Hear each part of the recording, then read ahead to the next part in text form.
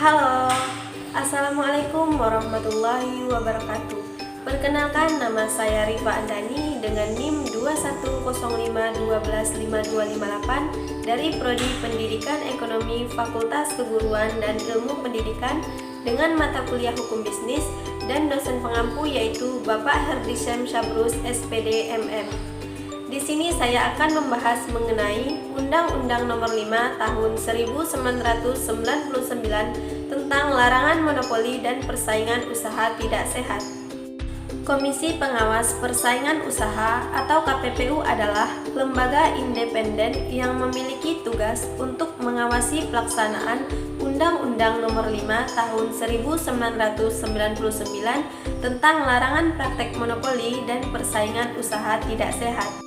KPPU bekerja dan beraktivitas dengan pedoman dan arah pandang yang jelas, sehingga apa yang menjadi tujuannya dapat dirumuskan dengan seksama dan terperinci. Hal tersebut tertuang dalam visi dan misi KPPU, yaitu visi KPPU terwujudnya ekonomi nasional yang efisien dan berkeadilan untuk kesejahteraan rakyat. Sedangkan misi dari KPPU yaitu pencegahan dan penindakan, internalisasi nilai-nilai persaingan usaha, penguatan kelembagaan. Dampak kehadiran KPPU dan Undang-Undang Nomor 5 Tahun 1999. Dampaknya bagi masyarakat yaitu harga terjangkau, ketersediaan barang dan jasa, kualitas produk yang lebih baik, serta ragam produk yang lebih baik. Sedangkan dampak bagi pelaku usaha yaitu hambatan masuk dan keluar lebih baik, terhindar dari penyalahgunaan posisi dominan, terhindar dari proses-proses bisnis yang mendiskriminasi, dan terhindar dari persekongkolan. Selanjutnya yaitu ada kasus di mana Aqua diduga melakukan praktek monopoli usaha.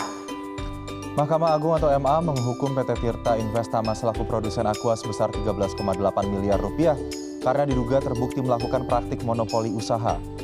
Dikutip Detik Finance, selain Aqua, PT Balina Agung Perkasa selaku distributor Aqua juga didenda 6,2 miliar rupiah.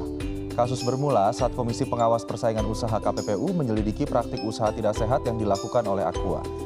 Penyelidikan itu berlanjut ke sidang KPPU dan digelarlah pembuktian. Pada 19 Desember 2017, KPPU memutuskan Aqua melanggar pasal 15 ayat 3 huruf B dan pasal 19 huruf A dan D Undang-Undang Nomor 5 Tahun 1999. Tugas dan wewenang KPPU. Secara umum, KPPU memiliki tugas dan wewenang seperti menyelidiki, memeriksa, memutuskan dugaan pelanggaran persaingan tidak sehat oleh pelaku bisnis. Inilah kiprah dalam mengawasi persaingan usaha di Indonesia dalam koridor penegakan hukum. KPPU dapat memutuskan tindakan administratif bagi pelanggar Undang-Undang Nomor 5 Tahun 1999 seperti penetapan pembatasan perjanjian, perintah menghentikan integrasi vertikal, perintah penghentian aktivitas usaha yang terbukti melakukan persaingan usaha tidak sehat, perintah penghentian penyalahgunaan posisi dominan, penetapan ganti rugi, pengenaan denda serendah-rendahnya 1 miliar dan setinggi-tingginya 25 miliar. Siapakah korban dari persaingan tidak sehat ini? Yaitu masyarakat sebagai konsumen dan pelaku bisnis yang ingin bersaing secara sehat.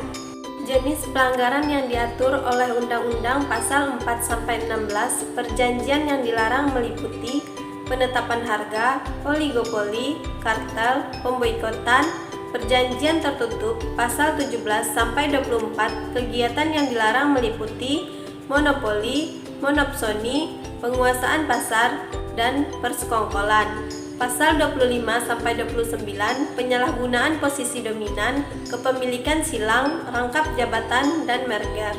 Manfaat kehadiran KPPU bagi masyarakat Indonesia. KPPU sebagai fungsi pengawas. Kehadiran KPPU menjadi fungsi kontrol agar masyarakat terhindar dari perilaku anti persaingan yang bertujuan meraup keuntungan yang tidak wajar. Praktek yang merugikan konsumen dan negara diantaranya adalah kartel. Kartel adalah perjanjian di antara pelaku usaha dengan pelaku usaha pesaingnya. yang bermaksud mempengaruhi harga dengan mengatur produksi, pemasaran barang dan jasa yang dapat mengakibatkan terjadinya praktek monopoli dan persaingan usaha tidak sehat. KPPU telah berhasil mengungkap praktek-praktek kartel di Indonesia.